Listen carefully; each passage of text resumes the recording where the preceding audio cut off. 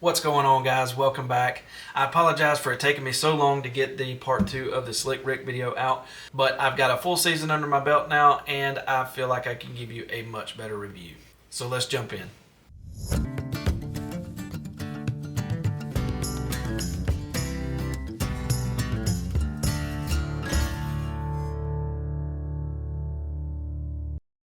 In the part 1 video, I basically went over all of the features of the Slick Rick and I compared it a lot to the Eastern Woods Outdoors Ultimate One Stick. Now, after my extensive experience with both of these sticks, I feel like I just can't compare these two sticks anymore. Yes, they have size similarities, but they are just in a league of their own. So for the sake of reviewing the Slick Rick, we are going to forget about the Eastern Woods Outdoors stick for now. So as you can see here, this stick looks nothing like it did in the first video. So I will go over all of the changes that I made to make this stick fit my needs. I'll talk about a few things that I left open in the part 1 video. And then I will give my final thoughts on whether or not I think this stick is worthy of being in a one sticker's arsenal. So first thing I did to this stick was add stealth stripping. Anytime you have metal or hollow tube or anything like that, it's going to sound like a wind chime in the woods, and that's no good. So stealth stripping puts an end to all that. The next thing I did was add a Genesis 3D printing rope tamer. Trying to wrap this rope around the stick and unwrap it every time you're going to use the stick just takes up so much time.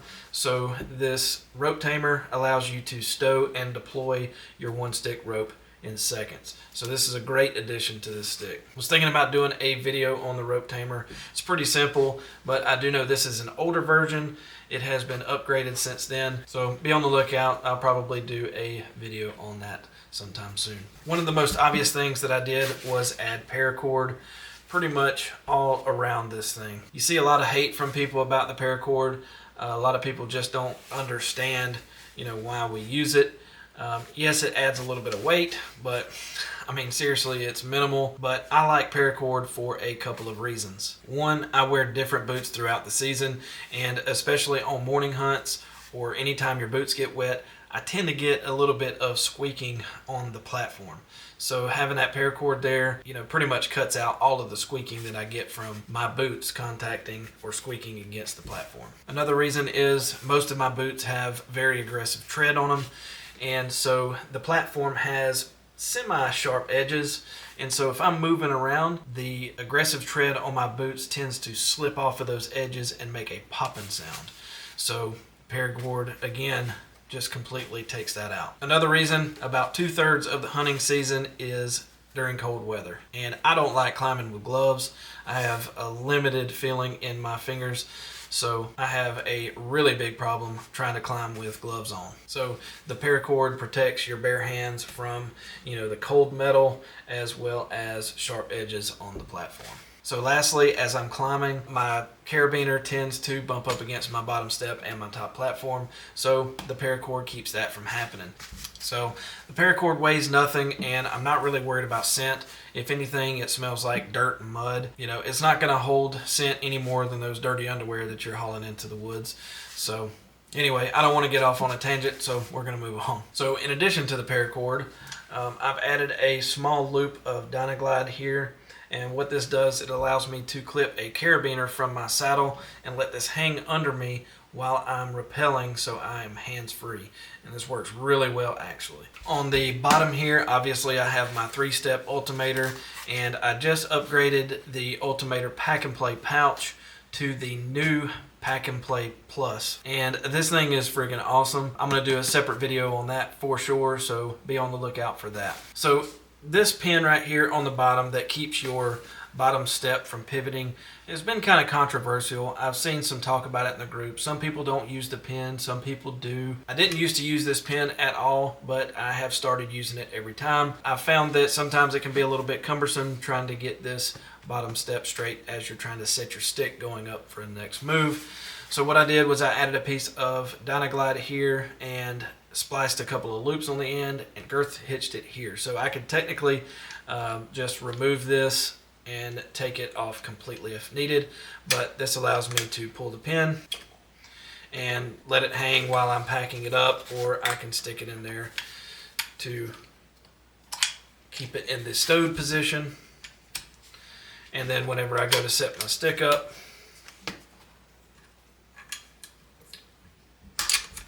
I'll just put it back in. So that helps keep up with your pin, and you don't have that extra metal hanging off of your pin. So lastly, and I do this to every one of the cam cleats I own, I take a piece of shot cord and I tie it around the stick in between the two cams. And what this does is it keeps the cams from slamming shut when I pull the rope out of it. And so it makes it where I don't have to be so careful trying not to make noise as I'm advancing up the tree. This is a very easy mod, and I encourage everybody to do it. The only thing that I want to emphasize is that you want to make sure that your shot cord is a small diameter. You want it just big enough to where it keeps the cams from slamming together or slamming to the stop, but you don't want it to hinder, the cams biting into your one stick rope. That could be a big issue. So I'll make another video on that, maybe a short, and kind of go over that. But that little mod right there can be a big deal in the woods. So in the part 1 video, I mentioned this center bolt here, and there is also a piece of Kydex that goes through the stick and wraps around both sides. And I didn't really know what that was for, but after making that video, Matt Garris, the owner of Out on a Limb, reached out to me and explained it. So 99% of the time, our one stick rope is going to have a spliced eye on the end.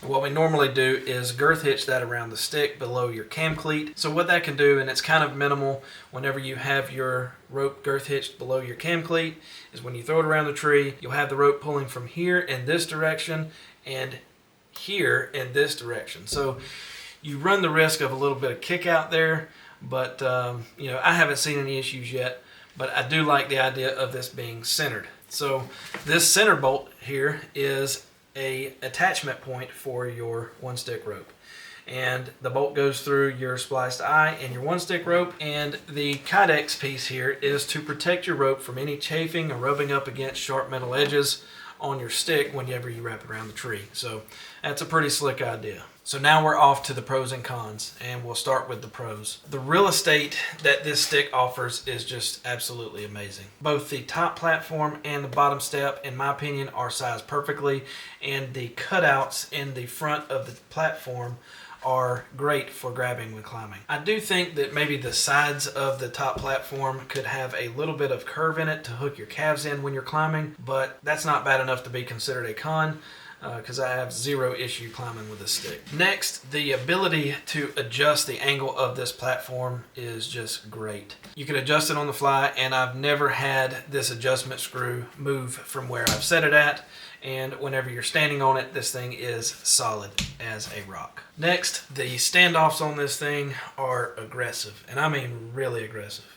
These things bite into the tree like daggers, and you can forget about any slippage whatsoever. So next is the pull-up cable. This thing is very nice compared to other sticks that I have. Others tend to be really floppy. This one is just thick enough to where it is not going to flop all over the place. I mean, it does have some flex to it, but it's not way down here whenever you're trying to reach for it, but it's not too thick where it gets in the way, and it is really easy to put in and take back out of the stick one-handed. So I really like that pull-up cable. I did mention in the part 1 video that there was a zip tie mod that you can do to your stick, that some people were having problems with pushing it back in. It was hanging up on something, but I've got a ton of climbs with this thing, and I've had zero issues pulling this thing out or putting it back in the stick. So we're not even going to talk about that. So this one is a pretty big one, and this is not the only stick that has this. Even my EWO stick, Ultimate Lower Step, has this. But there is 8 attachment bolts here. These are grade 8 bolts, and what it does is it allows you to use a sewn 8er, or if you're like me and use the greatest 8er in the world, the Ultimator. It means that you don't have to undo your top loop here and lose your length and have to reset it every time. So all you have to do is just back these bolts out, pull your 8er off, swapping it out, you can put a new one on and tighten your bolts down, you're ready to go.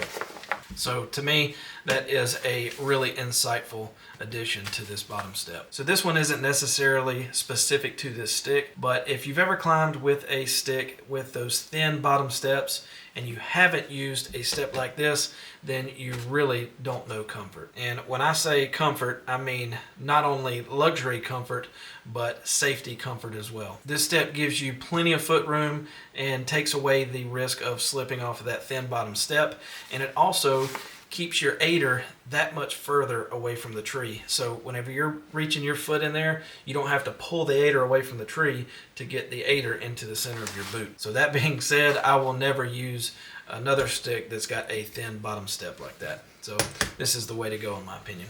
So obviously the biggest pro of this stick is the folding capabilities. The folding top platform is a huge deal. Obviously it's the biggest part of the stick and it can get in the way when it's in the ready position. So being able to fold that flat is awesome. I found that I really don't need the folding bottom step as much when packing it in, but I have found whenever I'm packing it into my hunting box, it really tends to save a lot of space. I've also found that I do not use the cam action of the top platform to set the stick. It is possible, but to me it's just not necessary, as whenever you put your bottom foot on that first step of the aider, it's going to set your stick right away. So now for the cons. Now this will be a short list, but these are some things that I feel like are worth mentioning. Now when I'm pivoting around the tree and I put weight on the outside corner of the platform, I've noticed that I get a lot of stick twist.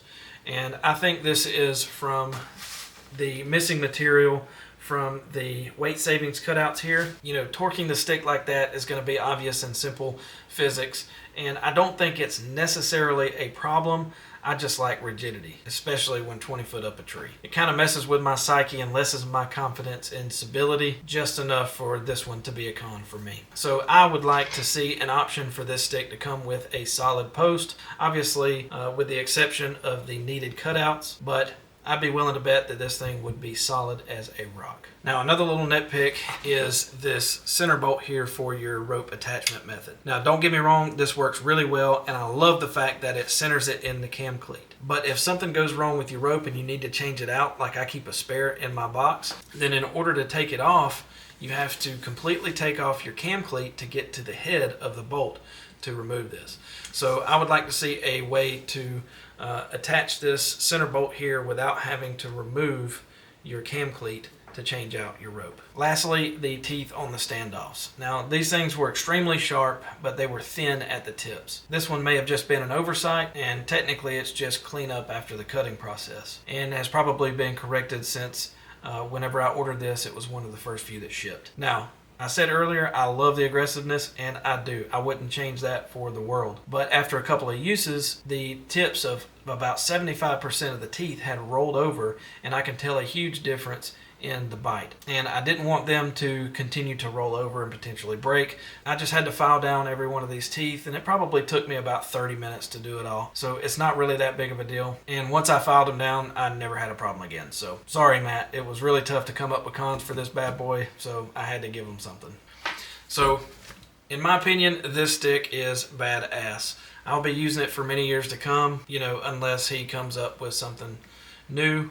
And now that I mention it, he has just released 2 new one sticks, so you're going to want to go check that out. The big question that I asked myself, the only competitor that this stick has in my opinion is the Eastern Woods Outdoors Ultimate One Stick. Now to configure that stick like this, you would have to get the Ultimate Platform and the Ultimate Lower Step. Will this replace my EWO stick? Absolutely not. But there is 0 chance that my EWO stick will replace this one. They both have their positions in my playbook. Now, if somebody was holding me at gunpoint and made me choose between the two, it would be the Slick Rick. This one has more physical real estate on the top platform, it has better packability, the better pull-up cable, and it is extremely close in weight to the EWO stick. Now I said I wasn't going to compare the two, but I just had to throw that piece in there. So I think this stick has officially earned its #1 spot for a saddle hunting one stick. And in today's market, that's pretty tough to do. So if you're in any of the saddle hunting groups, I'm sure that you've seen Matt Garris around at some point. He is very active in the saddle hunting community, and if you ask me, he's a pretty solid feller. So you guys be sure to go check out on a Limb at outonilimfg.com. He has numerous options for climbing sticks, platforms, and even has a pretty awesome folding stool that I'm hoping to pick up before turkey season. Thank you guys so much for watching. Get outdoors, stay outdoors. We'll see you next time in Rob's Man Cave.